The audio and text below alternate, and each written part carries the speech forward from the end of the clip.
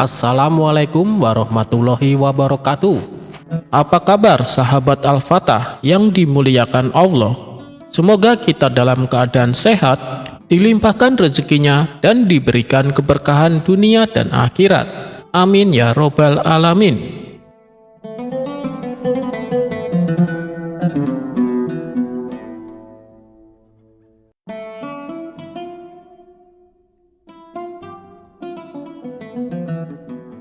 Dikisahkan Baginda Raja akan mengadakan pesta mewah di istananya. Dan pestanya kali ini sifatnya terbatas, karena hanya kalangan orang-orang tertentu saja yang diundang, seperti para pejabat istana dan tokoh-tokoh masyarakat. Mendengar rencana pesta tersebut, Abu Nawas merasa kecewa. Ia pun segera menghadap Baginda Raja. "Paduka yang mulia, saya dengar Paduka akan mengadakan pesta. Apa betul?" tanya Abu Nawas. "Benar Abu Nawas, dari mana kau tahu?" kata Baginda Raja balik bertanya. "Saya dapat kabar dari salah satu menteri istana. Saya sangat kecewa dengan Paduka." "Tak biasanya Paduka berbuat demikian," ujar Abu Nawas. "Apa maksudmu Abu Nawas?" balas Baginda Raja. "Pesta yang Paduka adakan, kenapa hanya untuk kalangan tertentu? Kenapa rakyat biasa tak boleh datang?" tanya Abu Nawas. "Itu urusanku Abu Nawas, kau tak berhak mengaturku," balas Baginda Raja. "Lalu bagaimana dengan saya Paduka? Apakah saya juga tidak diundang?" tanya Abu Nawas kembali. Sejenak Baginda Raja terdiam. Ia pun akhirnya berkata, "Baiklah Abu Nawas, karena kau juga termasuk tokoh masyarakat, maka aku akan mengundangmu." Mendengar itu Abu Nawas pun langsung tersenyum. Namun di balik senyumannya terbesit sebuah rencana konyol untuk merusak suasana pesta. Menurutnya, pesta yang hanya dihadiri pejabat istana adalah pesta yang melukai perasaan rakyat kecil. Sementara Baginda Raja yang menangkap gelagat Abu Nawas tak akan membiarkan begitu saja.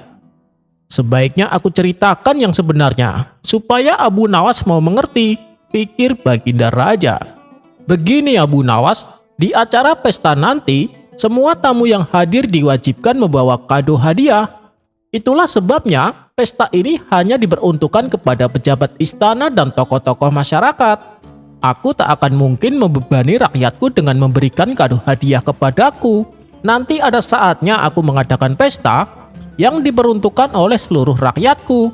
Bukankah setiap tahun aku juga mengadakan pesta untuk mereka?" jelas Baginda Raja.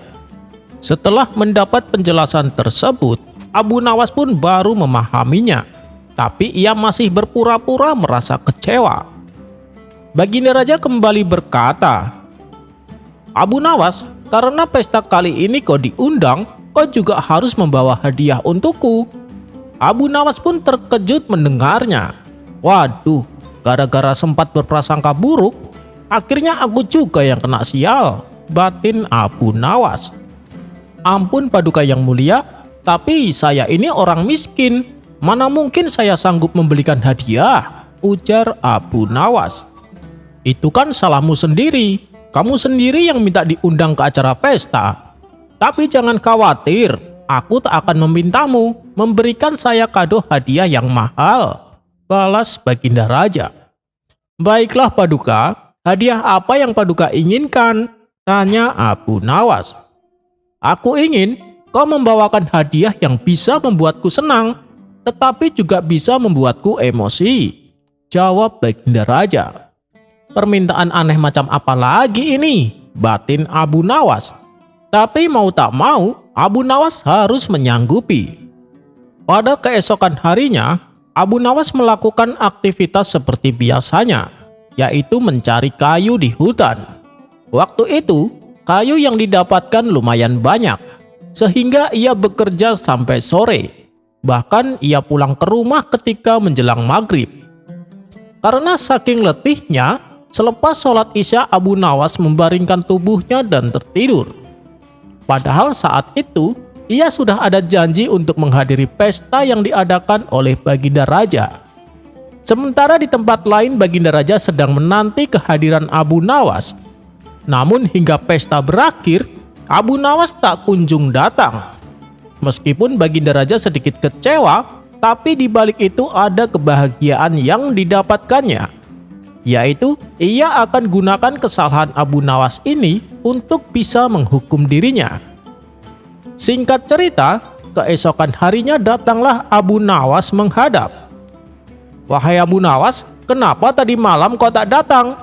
Dan mana hadiah yang aku inginkan?" tanya Baginda Raja. Namanya saja Abu Nawas. Kesalahan yang ia buat justru dijadikan sebagai hadiah. "Bukankah tadi malam saya sudah memberikannya?"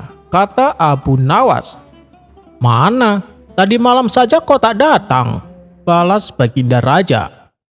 "Coba ingat baik-baik, hadiah apa yang Paduka inginkan?" "Paduka menginginkan hadiah yang bisa membuat senang, tapi bisa membuat Paduka emosi. Betul kan?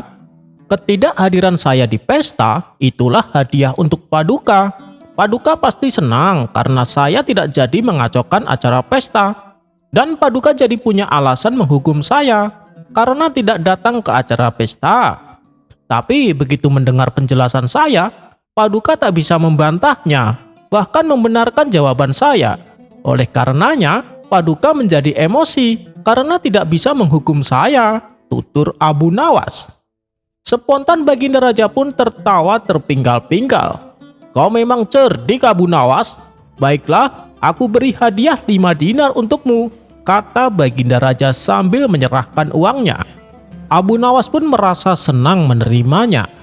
"Tapi tunggu dulu Abu Nawas, uang tersebut harus kau belanjakan untuk membeli sesuatu yang bisa membuatmu jadi orang paling bahagia di dunia. Dan sesuatu itu harus kau tunjukkan padaku," perintah Baginda Raja. Tanpa menunggu lama, Abu Nawas segera pergi ke pasar untuk melaksanakan perintah rajanya. Setibanya di pasar, Abu Nawas membeli jubah yang sederhana. Lalu jubah tersebut ia berikan kepada tukang jahit. Ia meminta kepada si penjahit agar saku jubahnya dirubah 2 kali lebih besar. Setelah selesai, Abu Nawas pun langsung kembali ke istana dengan mengenakan jubah yang baru dibelinya tersebut. Melihat penampilan Abu Nawas dengan jubah yang aneh, membuat Baginda Raja tertawa. "Ada-ada saja kau Abu Nawas, jubah seperti itu masa bisa membuatmu jadi orang paling bahagia di dunia?" seloroh Baginda Raja. "Tentu saja Paduka, jubah ini mulai sekarang akan selalu membuat saya merasa paling bahagia di dunia," balas Abu Nawas. Tawa Baginda Raja pun semakin kencang. "Apa aku tidak salah dengar? Dengan saku besar seperti itu, yang ada kamu malah terlihat seperti orang idiot," kata Baginda Raja terus tertawa. "Mereka yang tidak tahu akan berpikiran seperti itu. Tapi bagi yang tahu, pasti justru akan merasa kagum," sahut Abu Nawas. "Oh ya, bisa kau jelaskan?" pinta Baginda Raja mulai penasaran. "Dengan jubah yang bersaku besar itu, nantinya saya bisa membawa hadiah lebih banyak.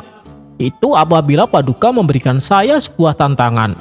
Dan setiap kali saya mendapatkan hadiah yang banyak, saya merasa menjadi orang paling bahagia di dunia," terang Abu Nawas. Kali ini Baginda Raja pun memuji kecerdasan Abu Nawas.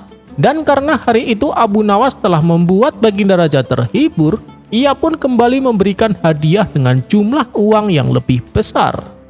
"Tuh kan benar apa yang saya katakan? Belum juga jubah ini sampai ke rumah, tapi sudah menampakkan hasilnya," celetuk Abu Nawas. Sudah Abu Nawas, kau pulanglah sekarang juga. Aku sudah tak kuat menahan sakit perut," balas Baginda Raja sambil tertawa.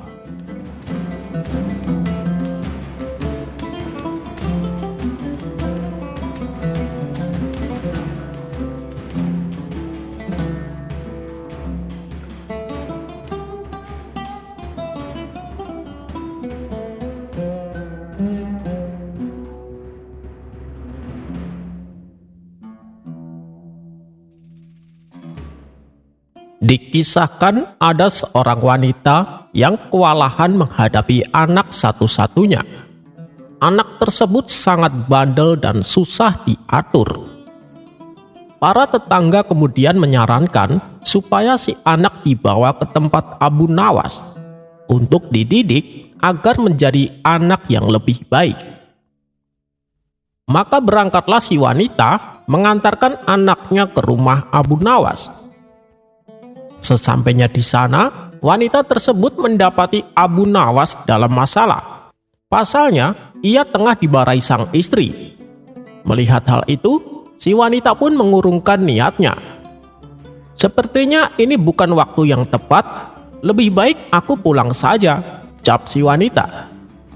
Tapi saat ia hendak melangkahkan kakinya meninggalkan rumah Abu Nawas, tiba-tiba ada suara memanggilnya. "Wahai nyonya, jangan pergi dulu, kemarilah," teriak Abu Nawas. Si wanita lalu menghampirinya. "Nyonya, ada perlu apa datang kemari?" tanya Abu Nawas. "Iya, memang saya ada perlu, tapi rasanya ini bukan waktu yang tepat," jawab si wanita merasa tidak enak. "Tidak apa-apa, katakan saja, istri saya memang cerewet, jadi tidak usah kaget," balas Abu Nawas. Kemudian si wanita tersebut mengadukan permasalahannya tentang anaknya yang bandel dan susah diatur. "Tolong Tuan Abu, anak saya ini supaya ditakut-takuti sedikit, karena ia membuatku sedikit kewalahan," ucapnya. "Oh, begitu. Baiklah, mari ikut saya," ajak Abu Nawas. Kemudian wanita dan anaknya diantar ke ruangan tempat biasa Abu Nawas mengajar. Disitulah Abu Nawas memanfaatkan kesempatan untuk meluapkan kekesalan atas sikap sang istri yang barusan memarahinya. Dengan wajah penuh amarah, Abu Nawas melototin si anak. Nafasnya terengah-engah seolah menahan emosi. Kemudian tubuhnya jungkir balik dan melepaskan tinjunya ke meja hingga mengeluarkan suara yang keras. Melihat perilaku Abu Nawas yang demikian membuat si wanita ketakutan dan akhirnya jatuh pingsan. Sementara anaknya hanya bengong menyaksikan kejadian tersebut. Akan tetapi Abu Nawas tetap melanjutkan aksinya. Ia pun lompat keluar ruangan dengan menabrakkan pintu. Tidak lama kemudian, setelah si wanita siuman dari pingsannya, Abu Nawas kembali menemuinya. Dengan terbata-bata si wanita berkata, "Tuan Abu, saya minta Tuan menakut-nakuti anak saya, bukan saya." Dengan entengnya Abu Nawas menjawab, "Nyonya, bahaya tidak mengenal sasaran seperti yang Anda lihat. Bahkan aku juga telah menakut-nakuti diriku sendiri. Ketika bahaya mengancam, ia juga mengancam semuanya," kata Abu Nawas menjelaskan. Akibat peristiwa itu si wanita kapok untuk mendatangi rumah Abu Nawas.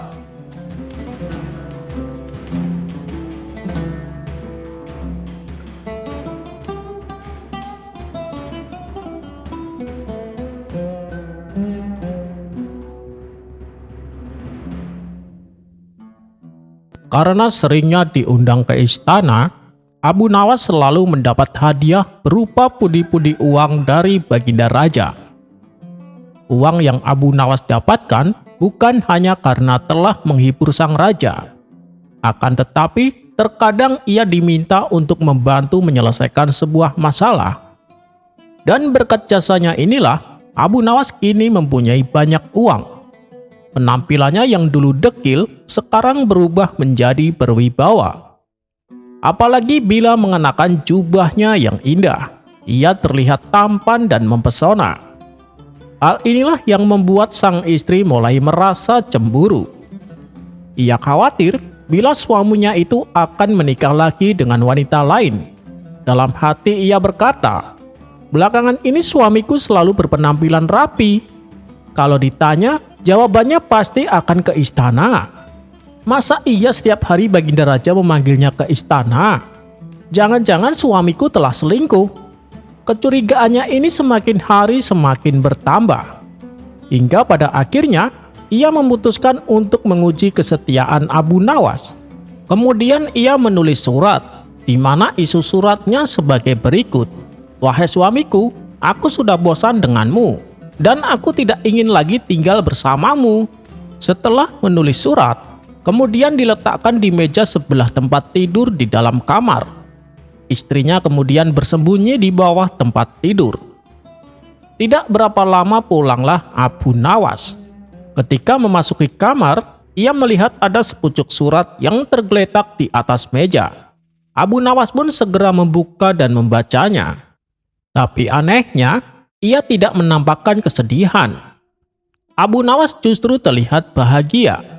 Lalu ia mengambil sebuah pena dan menulis sesuatu pada secari kertas. Kemudian ia meletakkannya di atas tempat tidur. Lantas Abu Nawas mengganti pakaiannya dengan yang lebih indah dari sebelumnya. Sambil bersiul penuh kebahagiaan, Abu Nawas berkata, "Baguslah, akhirnya dia sudah tahu kalau aku selingkuh. Aku senang dia telah pergi dari rumah ini. Bahkan aku tidak menyukainya sama sekali. Dan sekarang aku akan menemui wanita idamanku untuk mengajaknya tinggal bersamaku." Setelah berkata demikian, Abu Nawas pun pergi meninggalkan rumah. Sang istri yang mendengar semua perkataannya seketika menangis tersedu-sedu. Lalu ia keluar dari kolong tempat tidur dan duduk termenung meratapi nasibnya. Ternyata dugaannya selama ini memang benar adanya. Ia tak menyangka bahwa suaminya begitu tega melakukannya ini kepadanya.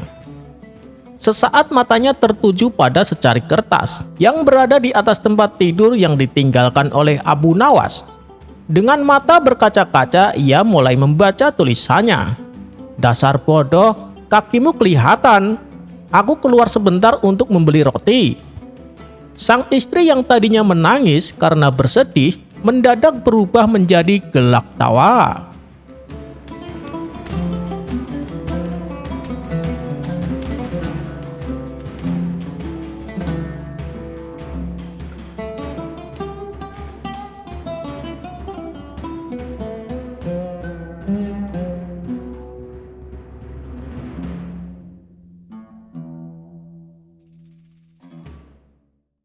Berawal dari adanya seorang pedagang sukses bernama Abdul Malik. Ia dikenal sebagai orang baik dari negeri Khurasan. Kekayaannya yang berlimpah selalu dimanfaatkan untuk bersedekah.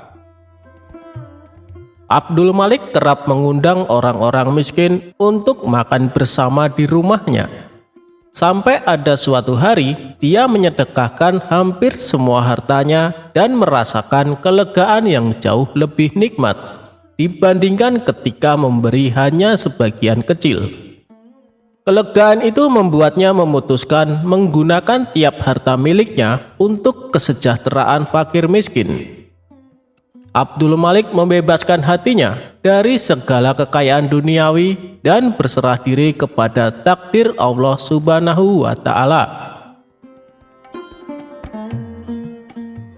Suatu ketika saat sedang menunaikan sholat, Abdul Malik melihat sosok gaib muncul dari lantai kamarnya. Sosok itu ternyata seorang laki-laki berjubah berpenampilan layaknya seorang sufi. Laki-laki misterius tersebut menghampiri Abdul Malik dan berkata, "Wahai Abdul Malik, manusia murah hati dari Khurasan, aku adalah dirimu sendiri karena engkau telah berbuat kebajikan yang sungguh mulia. Kau mampu melepaskan diri dari kekayaan tanpa merasa menjadi orang hebat. Oleh karena itu, aku menganugerahkan kau dari sumber anugerah yang sejati. Ketahuilah, setiap hari dengan cara ini aku akan muncul di depanmu. Saat itu pukullah aku dan aku akan berubah menjadi emas. Ambillah emas itu sebanyak yang kau mau. Tak perlu khawatir kau akan menyakitiku, sebab yang kau ambil akan diganti dari sumber segala anugerah." Setelah berkata demikian, sosok itu pun lenyap seketika.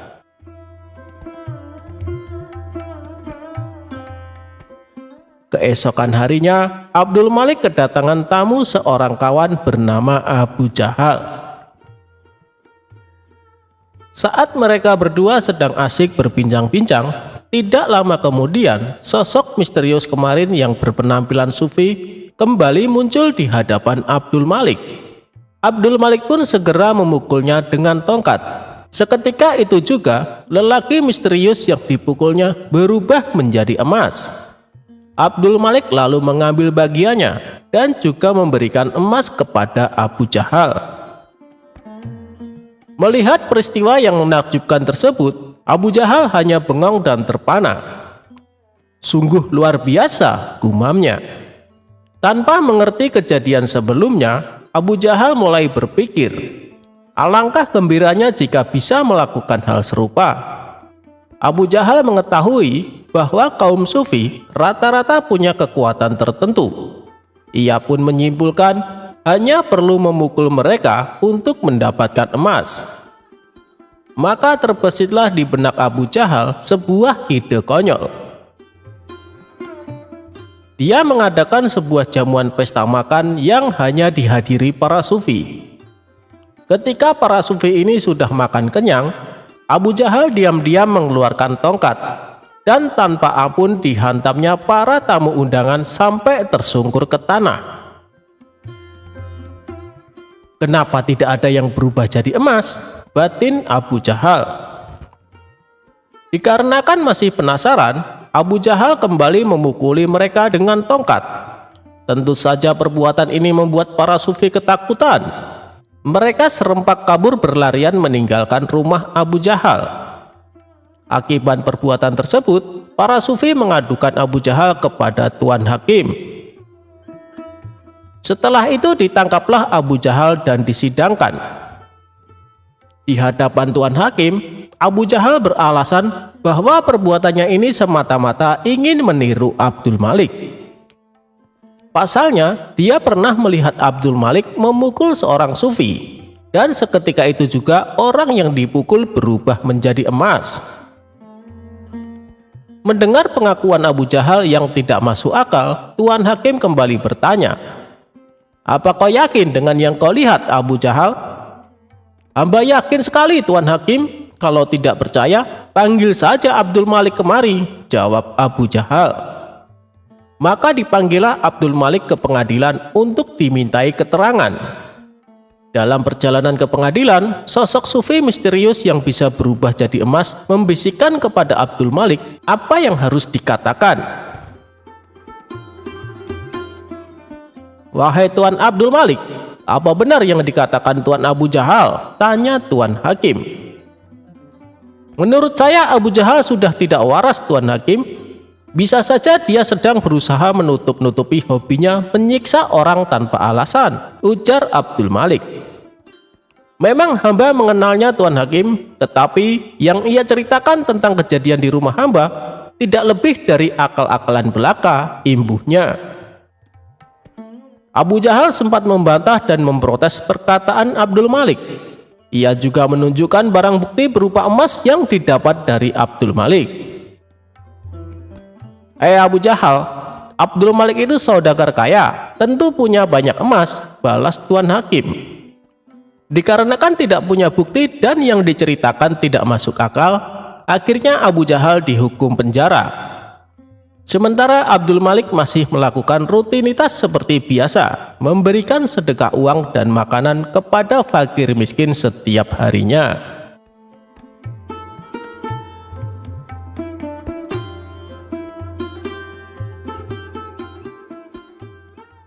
Abu Nawas perlihatkan wajah setan, ternyata memang mengerikan. Alkisah, suatu hari Abu Nawas sedang bepergian ke suatu tempat karena ada suatu urusan. Di dalam perjalanannya, ia melihat seorang pemuda yang hendak melompat dari sebuah jembatan. Kemudian, Abu Nawas menghampiri pemuda tersebut sambil berteriak, "Jangan melompat dari tempat itu." Setelah sampai ke jembatan di mana pemuda tersebut berada, Abu Nawas langsung melontarkan pertanyaan. "Mengapa di usiamu yang begitu muda berpikir untuk terjun ke dalam air yang sangat dingin itu?" tanya Abu Nawas. "Karena bosan hidup. jawab pemuda tersebut. Tentu saja jawaban dari pemuda tersebut tidak bisa diterima oleh Abu Nawas begitu saja. Maka Abu Nawas pun kemudian kembali berkata seperti ini, "Nak, dengarkan saya. Jika kamu terjun ke sungai itu, saya harus terjun juga menyusulmu untuk menyelamatkanmu. Air itu dingin sekali. Saya baru saja sembuh dari radang paru-paru. Tahu maksud saya bisa mati. Saya mempunyai istri dan anak. Apakah kamu mau hidup dengan beban pikiran seperti ini?" ujar Abu Nawas. "Tentu saja tidak," jawab pemuda itu kepada Abu Nawas. "Maka dengarkan saya, jadilah orang baik-baik, bertobatlah dan Allah akan mengampuni kamu. Pulanglah, nah dalam kesendirianmu dan di rumah yang sepi itu, gantunglah dirimu," ujar Abu Nawas seraya balik kanan dan pergi. Setelah mendengarkan perkataan Abu Nawas, pemuda itu membatalkan niatnya untuk bunuh diri dan kembali pulang ke rumahnya. Dalam perjalanan selanjutnya, Abu Nawas didatangi oleh seorang laki-laki bejat. Tanpa basa-basi, laki-laki tersebut langsung menanyakan sesuatu kepada Abu Nawas. Adapun pertanyaan laki-laki tersebut yaitu perihal keinginannya yang ingin melihat setan. "Wahai Abu Nawas, aku ingin sekali memiliki kemampuan melihat setan. Apa kau bisa mengajariku cara melihatnya?" tanya laki-laki bejat tersebut. "Tentu bisa, tepat sekali kau bertemu denganku," jawab Abu Nawas mengiyakan permintaan laki-laki itu. "Kalau begitu tunjukkan kepadaku," ujar laki-laki tersebut kepada Abu Nawas. "Itu mudah sekali.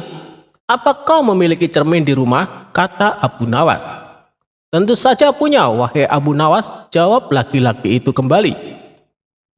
Kemudian Abu Nawas pun memberitahukan cara melihat wujud setan kepada laki-laki bejat tersebut. "Jadi begini caranya. Pandangi cerminmu betul-betul. Tidak butuh waktu lama, kau akan melihat wujud setan yang ingin kau ketahui," jelas Abu Nawas. Pemuda itu yang mengetahui maksud dari perkataan Abu Nawas hanya bisa tertawa ngakak. Sementara Abu Nawas pun melanjutkan perjalanannya. Cara Abu Nawas menurunkan hujan.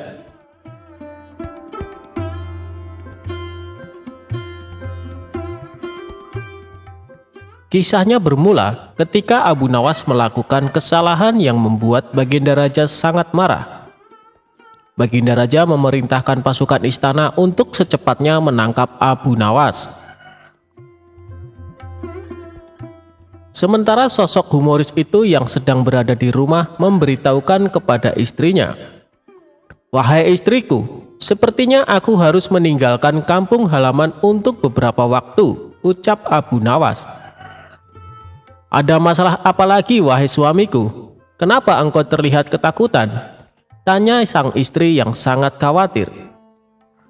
"Aku telah membuat kesalahan yang membuat Baginda Raja murka. Aku yakin tidak lama lagi pasukan istana datang kemari untuk menangkapku," jawab Abu Nawas. Kemudian Abu Nawas mengemas bajunya ke dalam tas dan segera pergi meninggalkan rumah. Ternyata dugaan dia benar. Selepas kepergiannya, beberapa prajurit istana datang menggeledah rumah Abu Nawas. "Mana Abu Nawas?" tanya salah satu prajurit kepada istri Abu Nawas. "Dia sudah pergi meninggalkan kampung ini," jawab istri Abu Nawas. Para prajurit pun langsung balik ke istana menghadap Baginda Raja. "Mana Abu Nawas?" tanya Baginda Raja. "Ampun Paduka yang mulia, Abu Nawas sudah tidak ada di rumahnya," kata istrinya. "Dia sudah meninggalkan kampung ini," jawab salah satu prajurit. "Kurang ajar, dia coba menghindari hukuman," pikir Baginda Raja. Sementara Abu Nawas mulai mengembara dan berpindah-pindah tempat dari kampung satu ke kampung yang lainnya. Suatu ketika dalam pengembaraannya, Abu Nawas melintasi sebuah dusun yang sedang dilanda musim kemarau. Abu Nawas yang mengenakan jubah dan sorban layaknya ulama besar sempat membuat perhatian warga. Mereka mengira Allah Subhanahu wa Ta'ala telah mengirim seorang waliullah untuk menolong dusunnya yang sedang mengalami musim kemarau. Para warga pun segera mengerumuni Abu Nawas. "Assalamualaikum, Syekh. Sudilah kiranya Tuan Syekh mampir sebentar di rumah kami," pinta kepala dusun.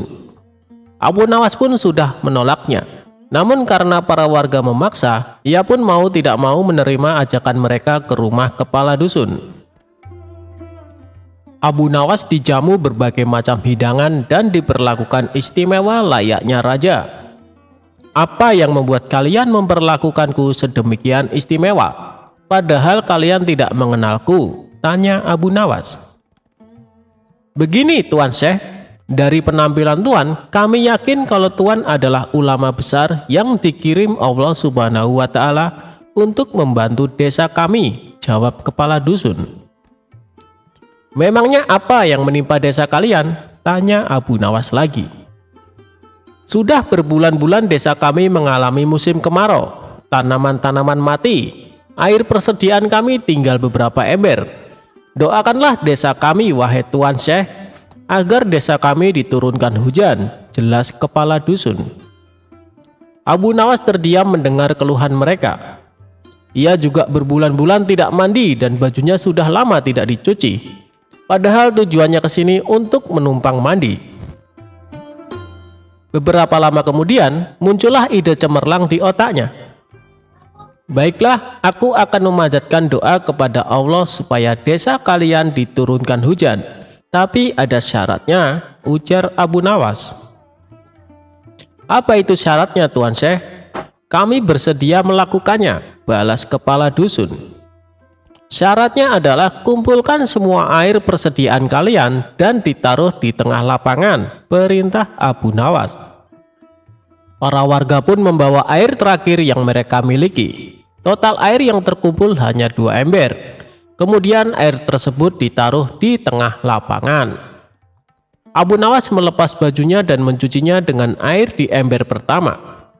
Sedangkan air di ember kedua dia gunakan untuk mandi. Melihat hal itu, para warga pun menjadi terkejut. "Wahai Tuan Syekh, itu air terakhir persediaan kami yang rencananya untuk minum anak-anak kami," ucap salah satu warga. Perbuatan Abu Nawas ini tentunya mengundang reaksi kemarahan warga. Ada yang mencemooh, ada yang membentak, ada pula yang menghujat. Namun di tengah kegaduhan itu, Abu Nawas dengan tenang mengangkat bajunya yang dicuci, lalu menjemurnya, dan perkataan para warga tidak dihiraukannya. Para warga bertambah emosi sehingga hendak memukulinya. Tapi niat mereka langsung terhenti karena tiba-tiba terdengar suara guntur yang disusul hujan lebat. Penduduk pun lupa dengan marahnya. Bahkan sebaliknya, mereka berebutan mencium tangan Abu Nawas dan mulai berteriak kegirangan menyambut datangnya hujan yang sudah lama ditunggu. Saat itu sang kepala dusun menghampiri Abu Nawas. "Tuan Syekh, sebenarnya doa apa yang Tuan panjatkan sehingga langit berkenan menurunkan hujan?" tanya kepala dusun. Dengan polosnya Abu Nawas menjawab, "Begini, doaku biasa saja, tapi jubahku ini tinggal satu dan tidak pernah dicuci selama berbulan-bulan. Bila aku menjemurnya, pasti hujan akan turun deras. Mungkin karena langit tidak tahan dengan bau jubahku ini," celetuk Abu Nawas cengengesan. Mendengar hal itu, sontak para warga langsung tertawa terpingkal-pingkal. Sejak saat itu Abu Nawas mulai menetap di sana sembari menunggu kemarahan Baginda Raja reda.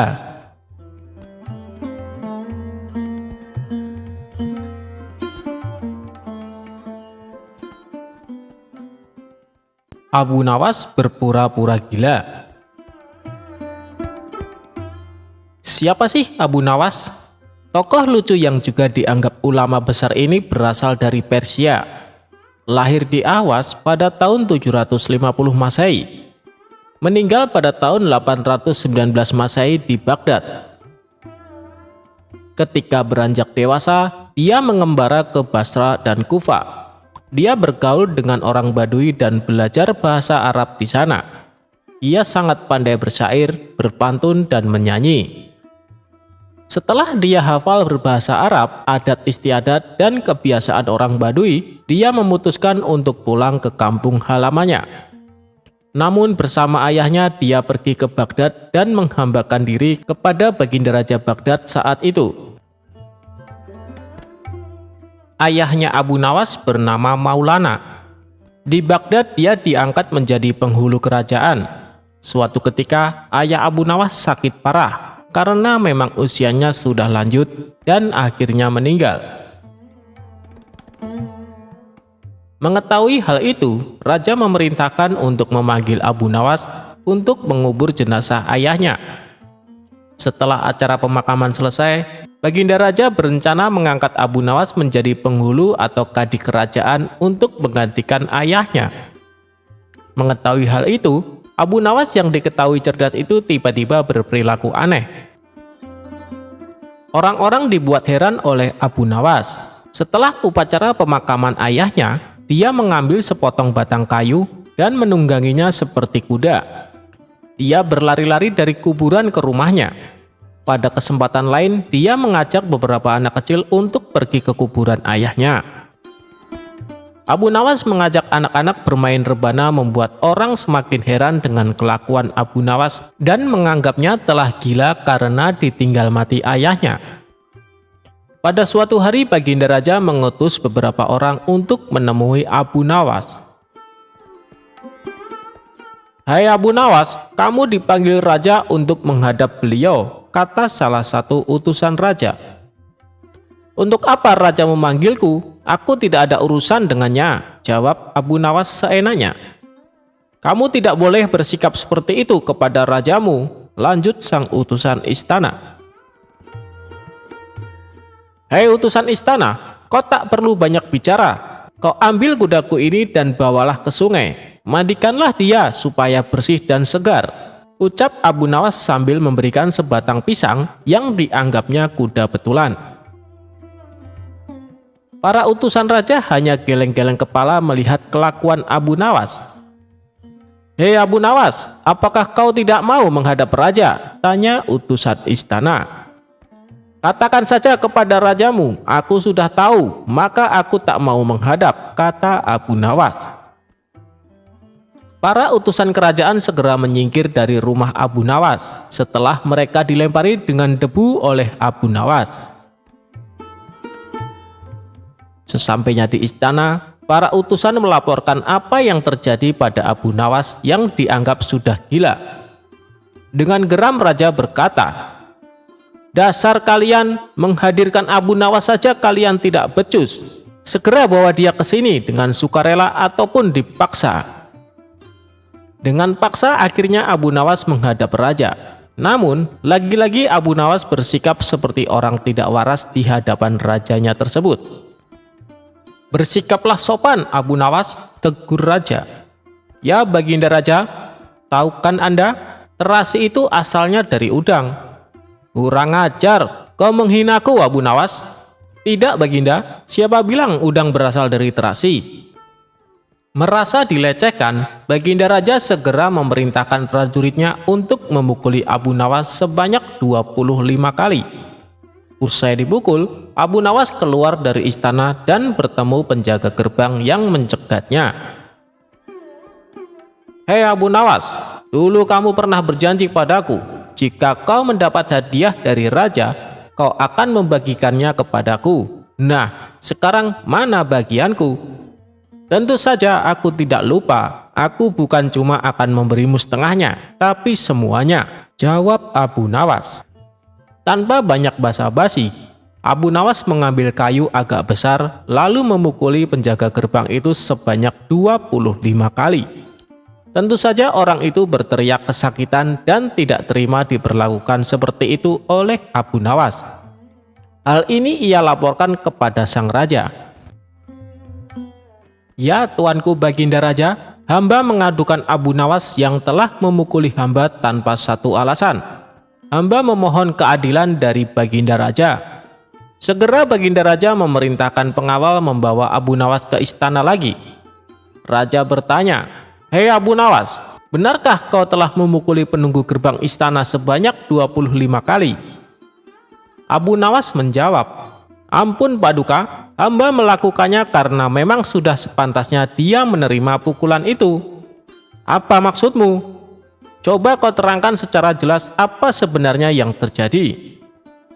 "Hamba dan penunggu gerbang istana ini sudah mengadakan perjanjian bahwa jika saya mendapat hadiah dari Baginda, maka hadiah tersebut akan dibagi dua. Tadi hamba mendapat hadiah pukulan dari Baginda, sehingga saya juga memberikan pukulan itu kepadanya." Baginda bertanya kepada penjaga gerbang, "Hei, apa benar yang dikatakan Abu Nawas? Kau telah mengadakan perjanjian seperti itu?" "Benar tuanku, tapi hamba tidak mengira kalau hadiah dari Baginda berupa pukulan," jawab penjaga pintu gerbang. "Hahaha, dasar tukang peras, sekarang kau kena batunya." Ternyata Abu Nawas tidak bersalah. Abu Nawas pun pulang dengan hati gembira karena membawa sekantong uang perak dari Baginda.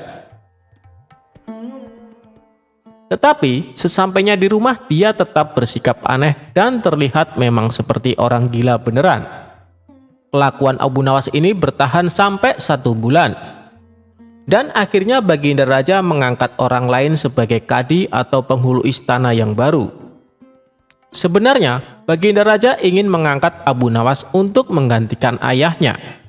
Setelah mendengar tentang pengangkatan kadi yang baru yang konon katanya bernama Polan, Abu Nawas mengucapkan syukur karena terhindar dari balak yang mengerikan. Mengapa Abu Nawas bersikap seperti orang gila? Ceritanya begini, pada saat ayahnya sakit parah, Abu Nawas dipanggil untuk menghadap.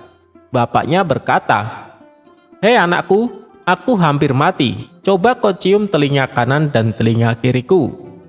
Abu Nawas menuruti saja perintah ayahnya. Telinga kanan berbau harum, namun telinga kiri berbau busuk. Melihat anaknya kebingungan, akhirnya Syekh Maulana menceritakan apa yang terjadi. "Pada suatu hari, datanglah 2 orang yang mengadu masalah padaku. Yang satu aku dengar keluhannya, tapi yang satu tidak aku dengar karena aku tidak suka padanya. Ini resiko menjadi seorang kadi atau hakim. Jika kelak kau menjadi hakim, kamu akan mengalaminya karena sudah pasti Baginda Raja akan memilihmu menjadi seorang kadi atau hakim. Jika kamu tidak suka menjadi kadi, buatlah alasan yang masuk akal agar kau tidak terpilih menjadi kadi atau hakim." Itulah sebabnya Abu Nawas berpura-pura gila, hanya agar tidak dipilih menjadi hakim kerajaan. Walaupun begitu, Abu Nawas tetap sering dipanggil ke istana guna diajak konsultasi oleh raja untuk menyelesaikan suatu perkara.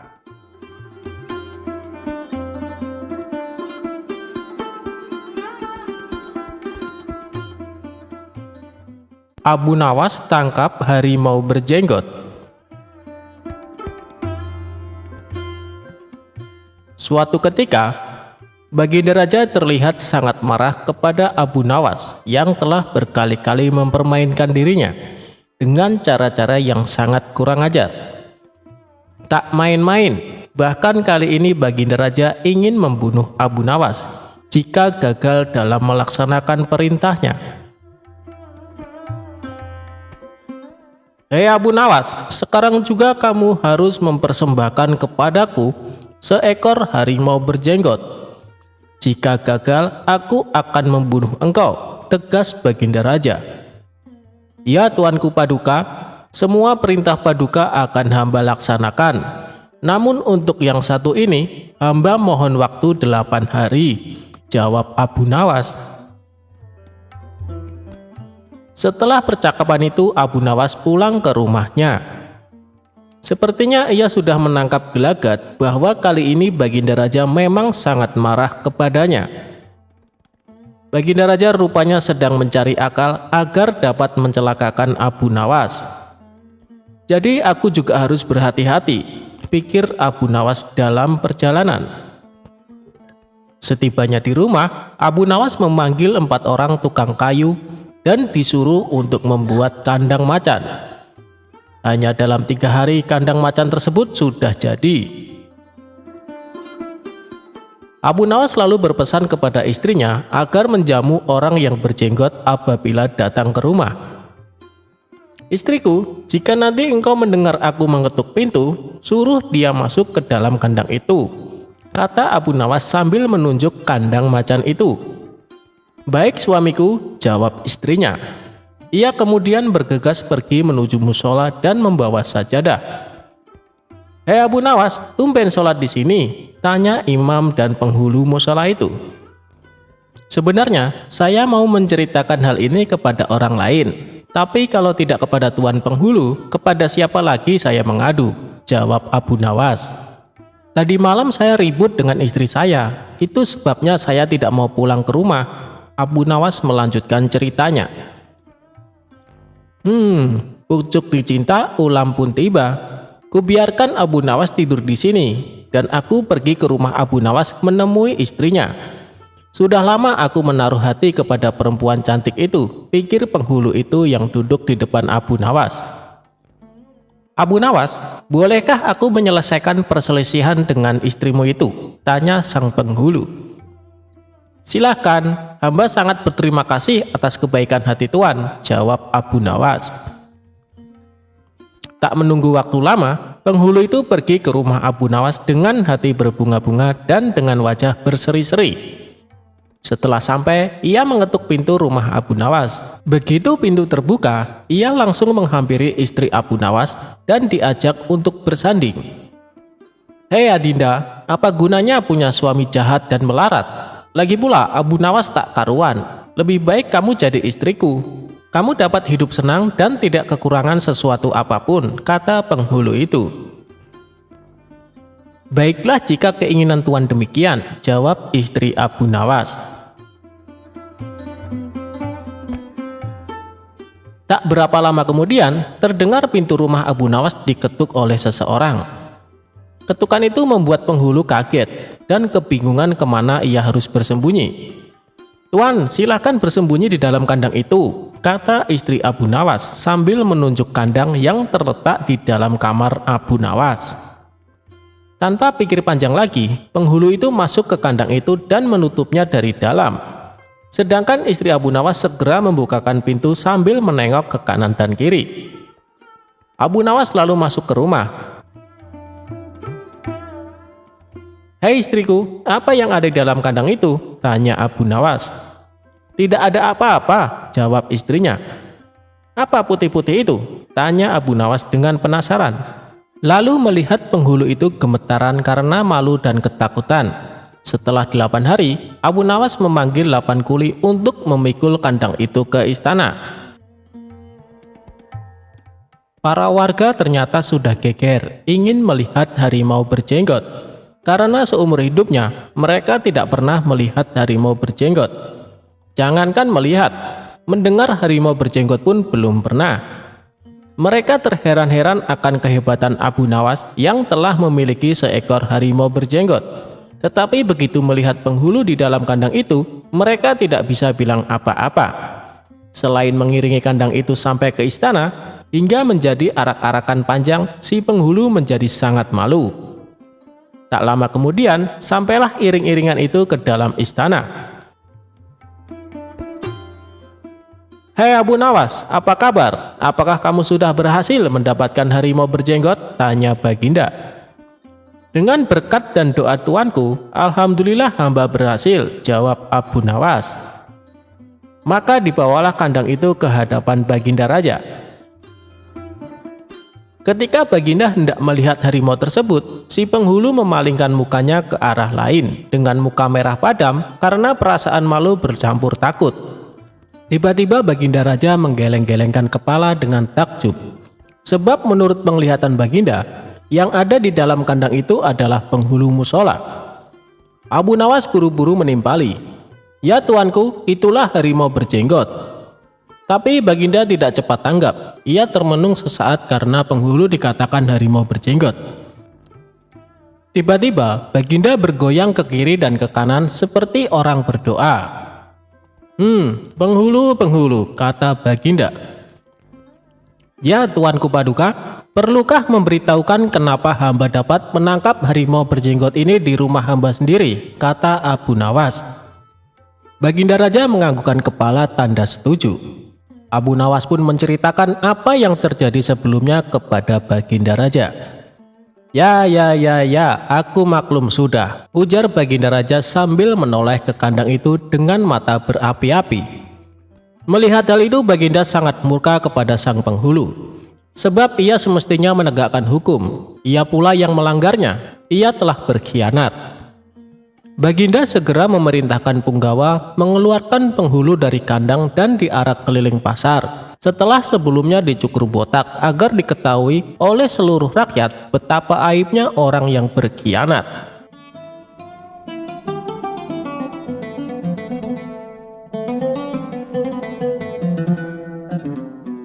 Tidak pernah akur dengan tetangga, Abu Nawas saling ejek di tempat acara syukuran.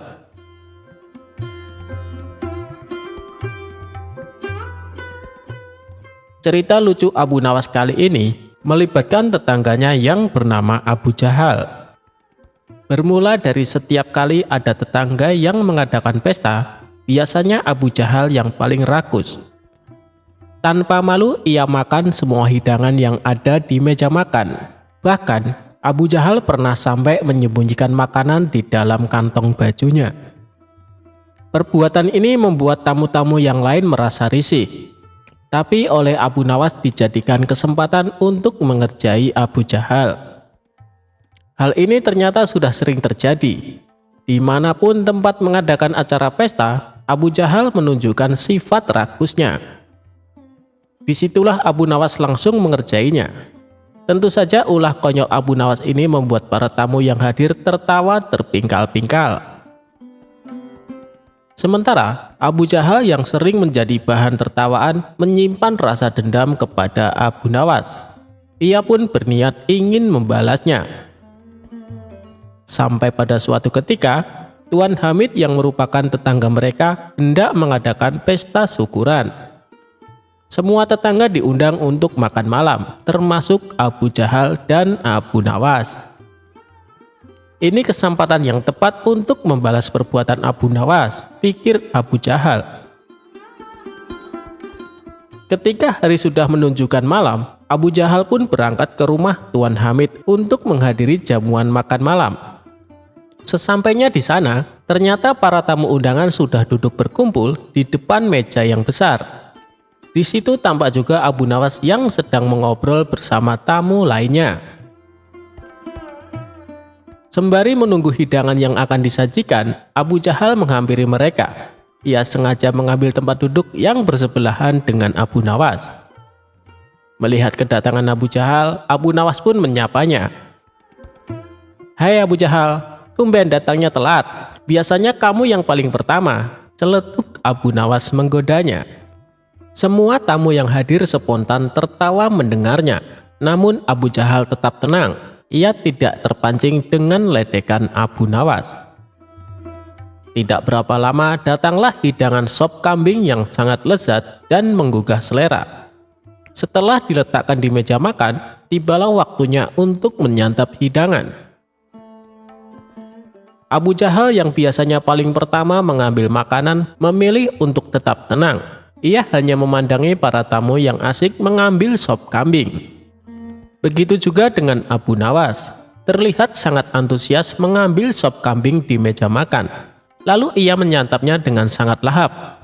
Mungkin karena sedang lapar, Abu Nawas sampai beberapa kali menambah porsinya. Melihat tingkah Abu Nawas ini, terbesit di benak Abu Jahal untuk membalas dendam. Ia pun mengejek Abu Nawas.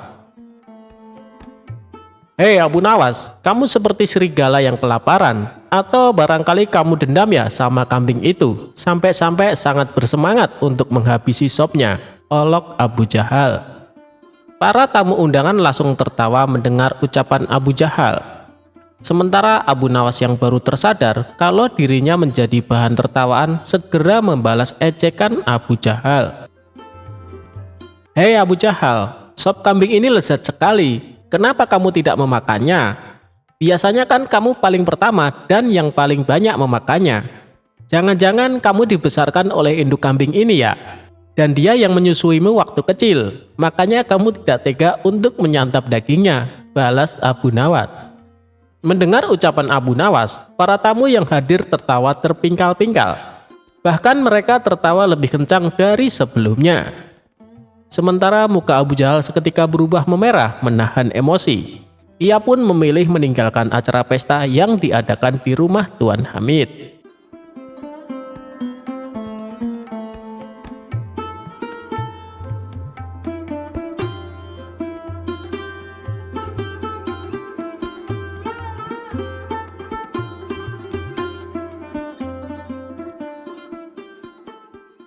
Abu Nawas dan buah anggur.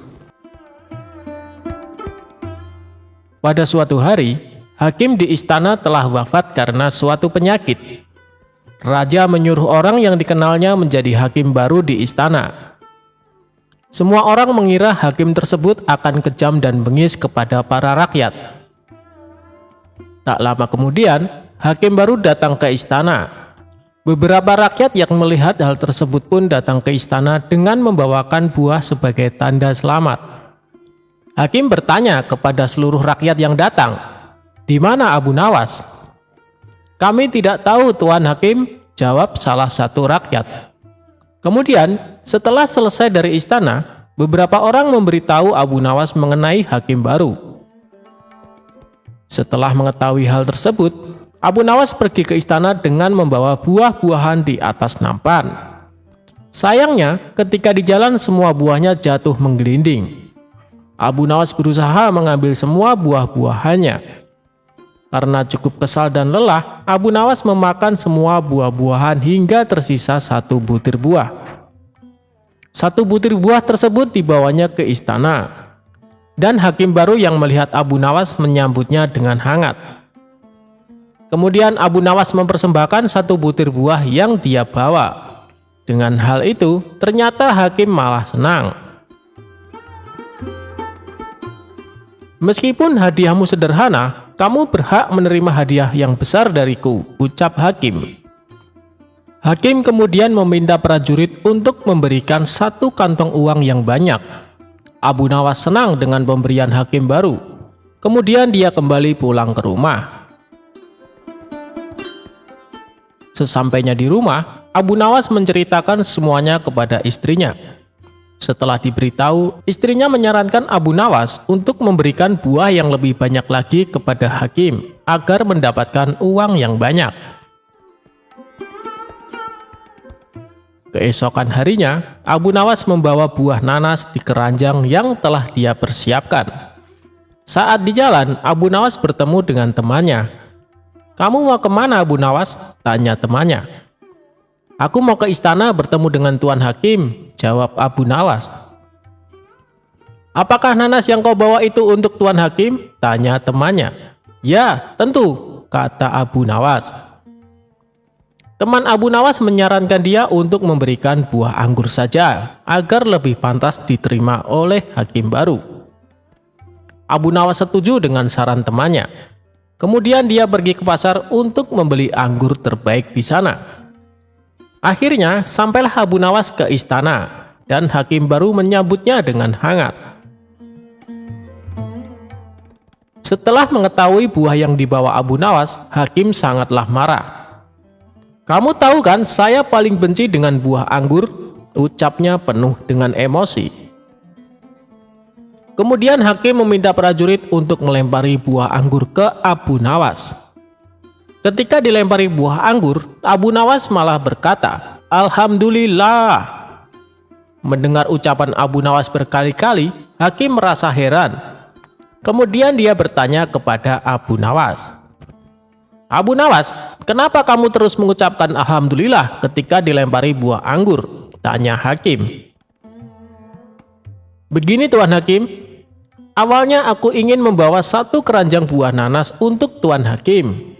Untungnya ada temanku yang menyarankan untuk membawa buah anggur saja. Bayangin coba kalau buah nanas yang dilemparkan. Bisa benjol kepala saya, jawab Abu Nawas cengengesan. Mendengar jawaban Abu Nawas, hakim terpingkal-pingkal mendengarnya. Kemudian dia diperbolehkan kembali pulang ke rumah.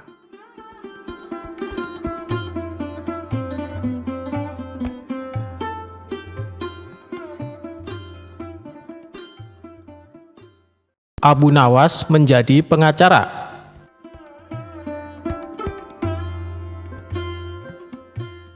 Suatu hari, raja didatangi oleh orang miskin yang mengadukan suatu masalah. "Apa masalahmu, Tuan? Cobalah ceritakan padaku," kata sang raja. "Nama saya Abu Sukun. Saya orang miskin. Di sebelah rumah saya ada orang kaya. Orang kaya itu menyuruh saya membayar uang karena saya dituduh mencium bau makanannya tanpa izin. Bagaimana saya bisa menghindari bau makanannya, sementara rumahnya bersebelahan dengan rumah saya, tuanku?" kata Abu Sukun. "Apakah Anda sudah membawa kasus ini ke pengadilan?" tanya raja. "Sudah, tuanku, namun hakim telah menghukum saya untuk membayar 100 dinar atas permintaan orang kaya itu. Saya tidak punya uang untuk membayar sebanyak 100 dinar. Orang miskin seperti saya, dari mana saya mendapatkan uang sebanyak itu?" jawab Abu Sukun dengan sedih. "Jika hakim telah mengambil keputusan, itu artinya kau bersalah dan harus membayar dendanya," kata raja. Tiba-tiba Abu Nawas berbisik kepada raja. Raja mengangguk tanda setuju dengan Abu Nawas. "Besok saya akan pergi ke pengadilan untuk meminta masalah ini untuk dibicarakan lagi supaya mendapat keadilan," kata raja. "Sudahlah, aku akan membantumu. Baginda ingin masalah ini diselidiki dan diadili dengan baik," kata Abu Nawas kepada Abu Sukun. Tengah malam, Abu Nawas meminta raja untuk pergi ke rumah hakim. Tiba-tiba mereka mendengar percakapan di rumah hakim. Dengan cepat, Abu Nawas dan raja bersembunyi sambil mendengarkan percakapan dari dalam rumah hakim. "Saya mendengar raja ingin kasus saya dibawa ke pengadilan lagi. Ini uang 100 dinar saya berikan kepada Anda, agar kasus ini saya menangkan," kata si kaya. Raja pun terkejut dan marah. "Besok kita harus pergi ke pengadilan, dan tuanku harus menjadi saksi atas perbuatan mereka," kata Abu Nawas. Keesokan harinya di pengadilan. "Hakim, Abu Sukun telah mencium bau makanan dari rumah saya tanpa izin. Sebagai bukti, Abu Sukun semakin gemuk sementara saya semakin kurus. Itu tidak adil dan saya meminta Abu Sukun untuk membayar 100 dinar untuk bau makanan yang sudah dicium Abu Sukun," kata orang kaya. Di pengadilan, Abu Nawas adalah pengacara Abu Sukun. Abu Nawas berkata, "Hakim, tidak adil jika Abu Sukun dihukum hanya karena mencium baunya saja. Sedangkan orang kaya ini yang memakan makanan dan merasa kenyang. Agar adil, saya usulkan agar orang kaya ini dibayar dengan mendengarkan suara 100 keping dinar," kata Abu Nawas tegas. Sementara uang 100 dinarnya harus diberikan kepada Abu Sukun karena sudah difitnah. Dan hakim sendiri akan dihukum oleh raja karena memakan 100 dinar uang suap dari orang kaya, kata Abu Nawas. Hakim kaget dan sangat malu ketika tindakannya juga terungkap. "Benar hakim, aku telah melihat dan mendengar dengan jelas tentang penipuanmu tadi malam," kata sang raja. Baginda raja sangat terkesan dengan penjelasan Abu Nawas dan memecat hakim karena tidak jujur dan memakan suap. "Ingat, menjadi hakim kalau tidak benar dan adil akan dijebloskan ke neraka," kata Abu Nawas sambil memberi nasihat. Raja pun senang dan memberikan banyak hadiah kepada Abu Nawas.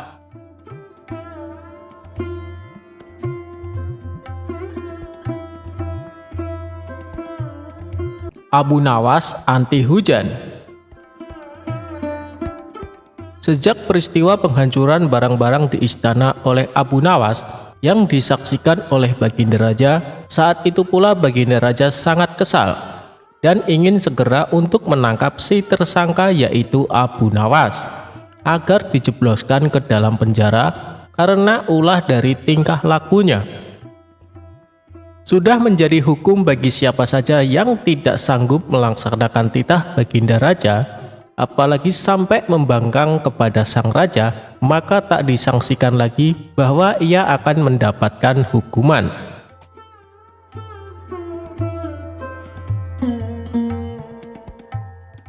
Baginda Raja pun tahu Abu Nawas amat begitu takut kepada beruang. Suatu hari, Baginda Raja memerintahkan prajuritnya untuk menjemput Abu Nawas agar bergabung dengan rombongan Baginda Raja berburu beruang.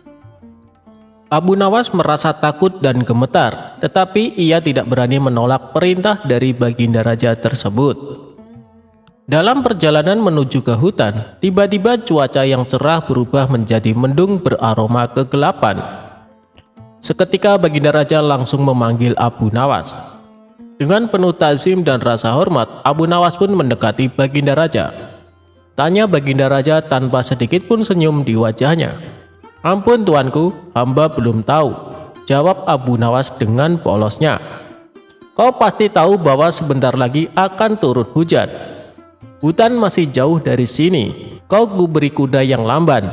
Sedang aku dan pengawal-pengawalku akan menunggangi kuda yang cepat.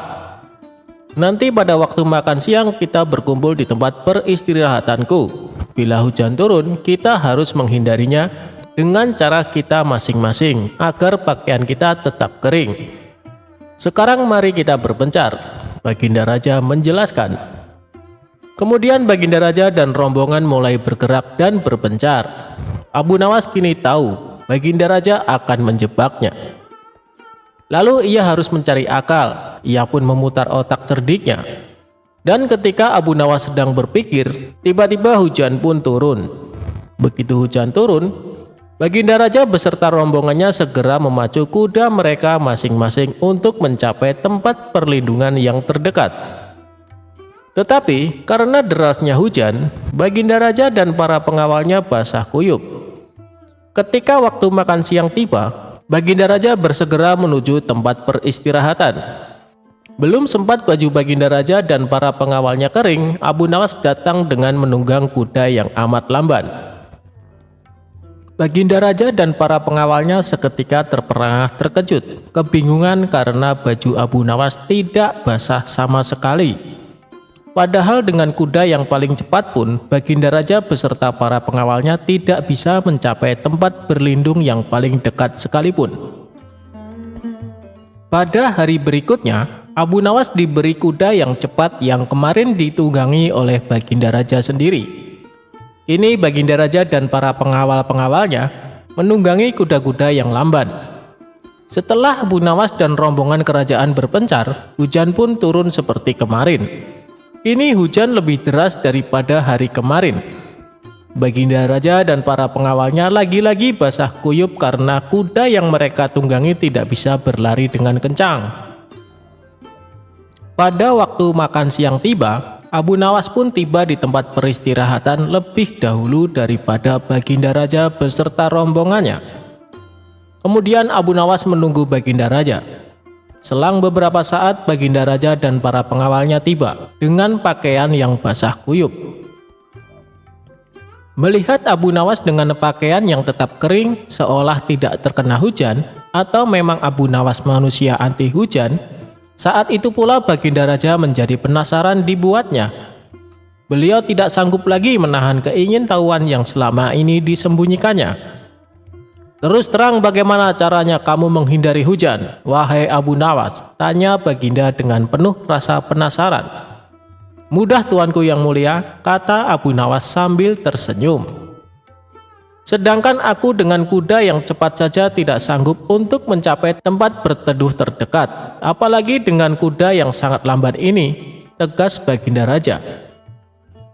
"Hamba sebenarnya tidak melarikan diri dari hujan, Tuan, tetapi begitu waktu hujan turun, lalu hamba secepat mungkin melepas pakaian hamba dan bersegera melipatnya, lalu mendudukinya. Ini hamba lakukan sampai hujannya berhenti," ungkap Abu Nawas. Diam-diam Baginda Raja akhirnya mengakui kecerdikan Abu Nawas.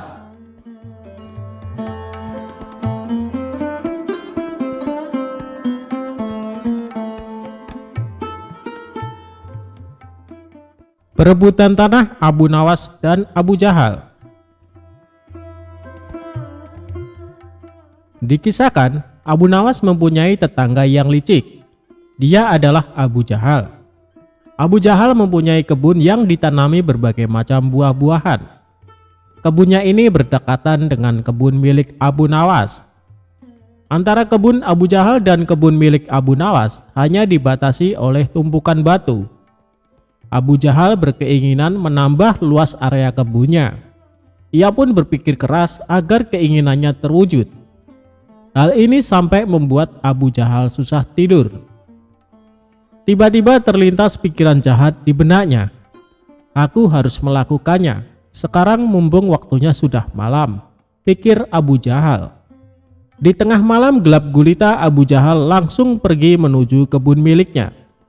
Dia mencari pembatas tumpukan batu yang menjadi pemisah antara kebunnya dan kebun milik Abu Nawas. Setelah menemukannya, dia mulai mengangkat satu persatu batunya, lalu dia memindahkan di area kebun milik Abu Nawas.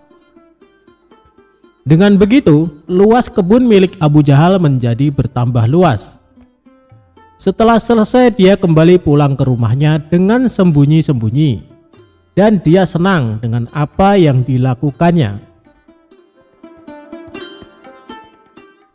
Selama beberapa hari, Abu Nawas tak menyadari dengan perbuatan Abu Jahal. Ia masih santai menanam buah-buahan di area yang telah dicuri Abu Jahal. Seiring berjalannya waktu, buah yang ditanami Abu Nawas kini berbuah. Buahnya besar-besar dan segar. Melihat hal itu, Abu Jahal senang bukan kepalang. Ia pun segera memanen tanaman buah tersebut. Tidak berapa lama datanglah Abu Nawas. Ia sangat terkejut melihat Abu Jahal memanen tanaman buah miliknya. "Hai Abu Jahal, apa yang kamu lakukan?" seru Abu Nawas. "Aku sedang memanen buah yang ada di kebunku," jawab Abu Jahal. "Apa kau bilang? Ini masih area kebunku Abu Jahal," balas Abu Nawas. "Hei Abu Nawas, kamu mengigau ya? Coba kau lihat batu pembatasnya," tegas Abu Jahal. Sejenak Abu Nawas terdiam. Kenapa tumpukan batunya bisa pindah ya? Atau aku yang kurang teliti, pikir Abu Nawas. Tapi kan buah itu aku yang menanamnya, Abu Jahal, ucap Abu Nawas.